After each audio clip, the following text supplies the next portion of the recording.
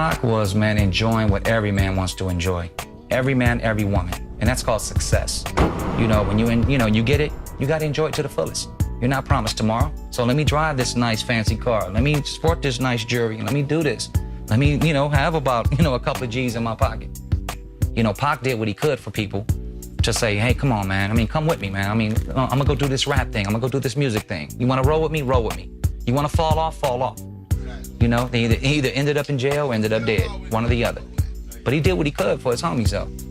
He felt guilty about his success, which made him work even harder.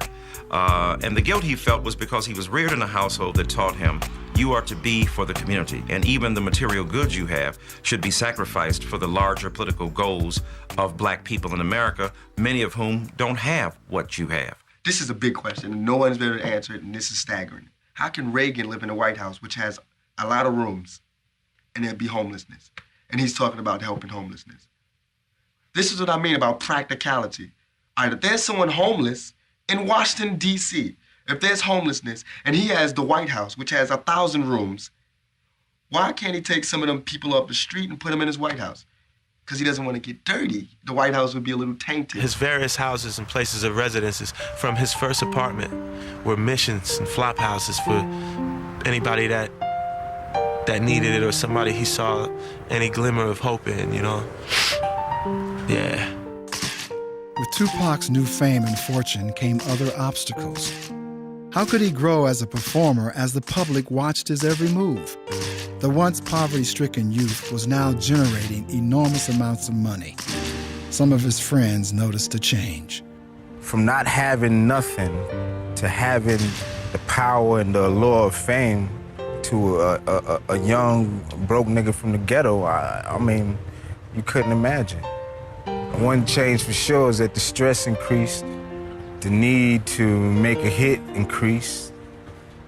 Pac changed as far as his attitude. He had gotten to the point to where he felt like he didn't really have to respect anybody, and that's where we got to clashing at, There was the flirtation with some of the materialistic trappings that the rap game has to offer.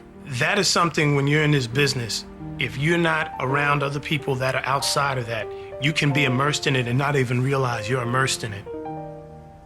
I don't know if I can handle that shit. A man don't know what he can handle till we put in that position. You know what I mean? Pac was younger. He was going through a lot of different shit. Motherfuckers trying to kill him, you know what I mean? Setting him up.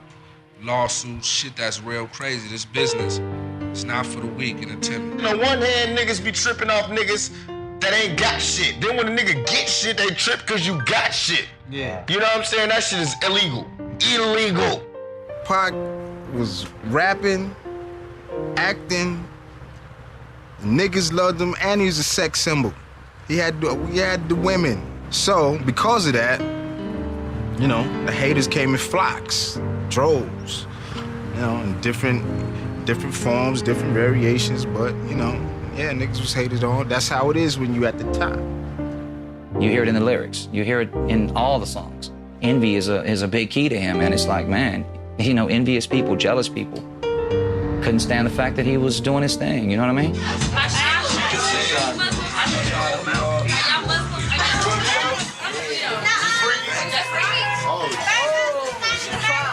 He was staying in the city, and so we went and hung out, whatever. Got to find a couple of chicks and everything, and back to the hotel.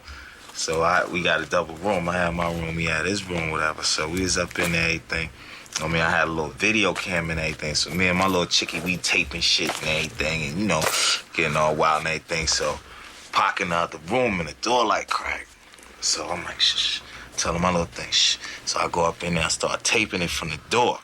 So I'm taping them up in there. So he just banging it out on the bed, banging it out. So I'm taping, then I hit the door. I'm trying to get close. I go, boom. And they both get up. He like, man, what the fuck is you doing, man? I know you ain't out here taping this shit. What the fuck? Yo, you got it. Like, yeah. Man, what the fuck is you doing, man? Don't be coming to this motherfucking tape me no shit, man. Man, turn this shit. Give me this motherfucking tape. You got it. All right, keep it. You go back up. Can't believe this motherfucker come up in here tripping. I had to teach my motherfucking self how to be a man. You understand me? And I'm still learning. But there can't a motherfucker out there tell me shit. Because I was on welfare, started with nothing. Now I got a little bit of something. I'm on the bright screen. I'm on videos. God damn it. That's why I act like this. He was the happiest when he was with his niggas. You know, like we all are. We happier when we with our niggas because, you know, we can be ourselves and, you know, we just love niggas. He was at the top of the game. And I was like, damn, Pac, finally somebody from our crew or somebody I know made it to where we always said we wanted to make it too. But he was not content. He wasn't satisfied, or that's where he wanted to stop at. This might be no role model type shit, none of that, but goddamn, ask yourself, ask your mama, ask your daddy, ask your auntie, ask your uncle. You smoked weed before, didn't you? You smoked crack before, too, didn't you? I'm a role model, though. Well, Pac never did nothing but smoke weed. That's it. He never fucked with that old bullshit. So give me my motherfucking propers and don't sweat me when I'm blunted like a motherfucker. He couldn't function sober. He didn't like to anyway. You know, had to be some weed there, had to be some Hennessy, had to be some drink, had to be something going on. If he wasn't high, he had to be doing something that was a lot of fun. He wasn't so happy. A lot of his laughter was forced. You know, you can hear it, death row. You know, listen to him laugh. He's not laughing. He's putting it on. It's forced laughter. All of those records, all he's talking about is the pain. Mainstream America was not ready to hear the true realities that resonated in Tupac's raps. Tupac was America's wildest nightmare. Please, outspoken, totally uninhibited, knowledgeable. It's ironic, too, because you can't sell that many records unless you've got a huge white audience, you know. So, in reality, more white people are buying the records than black people. He not only scared white America, he scared upscale black America because it made them have to remember where they came from. He opened up doors and windows that I'm sure caused a lot of pain and grief for a lot of people. Tupac was from the days of the Black Panther Party. You know, people are still frightened of the Black Panther Party. Tupac had an African name, Tupac Shakur. People had no idea what that meant. A lot of people didn't even know he was named after a Peruvian revolutionary. White kids could dress and act like niggas, because all they got to do is go get 10 tapes. And after they study them 10 tapes, they got the fucking Hood 101. I think a lot of young kids, a lot of young white kids would be like right with Pac, you know, because I think his personality was such that he was gonna make them see what the real truth was. As long as they got bullets and 2-inch tape, there will be justice out this motherfucker. To me, he's an activist. He was an activist, an activist, an activist. He wasn't just no rapper, he was an activist. We always needed a cause to fight.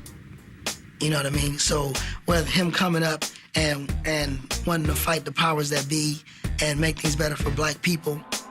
This ain't no democracy. Pac knew that the elite was paying the government. The elite on the government, on the president, everybody else. Pac was talking about that shit, and they didn't want to hear that shit. They didn't want no young black brother telling these black people in the ghetto that your strings is being pulled by a committee of 300.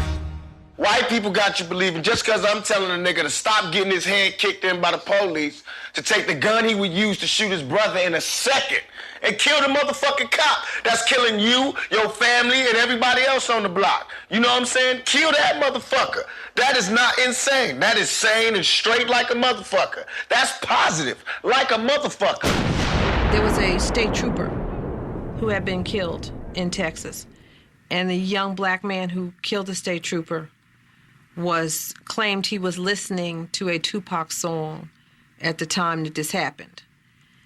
And they mentioned his name at the Republican convention, and it totally freaked him out. He couldn't believe that somebody who was going to run for president of the United States was talking about him and his lyrics with all the problems this country had. So, I mean, goddamn, the vice president talked about me, a young nigga from the hood. He know me. He want my shit up off the shelf. You know why? Cause my shit is different than the next man. My shit be telling niggas to off these old punk motherfuckers. My shit talk about swinging back. They know the difference between mines and the next man. So that's why they came after me. All they try to do is censor the young. The young ain't gonna hear that. 18-year-olds that's going into the workforce ain't got a workforce right now. So what they gonna do? They go out, rob and steal and steal a hamburger and a cheeseburger. Because there ain't even no jobs at McDonald's no more now. So to see Dolores Tuckers and them ought to realize that young people ain't got nothing to do except be restless behind they bullshit. You can't censor the young. You never could. It degrades women. It glorifies violence. It's creating drugs, the culture of drugs, the culture of guns and rape. See Dolores Tucker. Oh, see Dolores Tucker. You's a motherfucker. Trying to instead of trying to help a nigga, you destroy a brother. That's what you did. Shit, if you'd have shut your damn mouth, the man would have still been living. You called the dogs, see Dolores Tucker, you can't sue me for nothing because I ain't got nothing. You called the dogs on Tupac Shakur. See Dolores Tucker, I know what she was trying to do. She was trying to say that, you know, when you rap like that or when you talk about that in your songs, it perpetuates more of the same. I tend to believe a little bit different.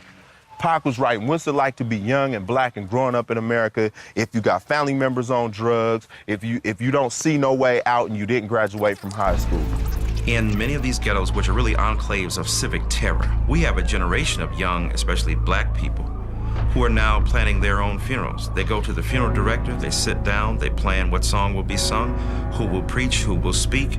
They plan what their corpses will look like and what caskets they will be buried in. That's extraordinary. It's intolerable, or it should be.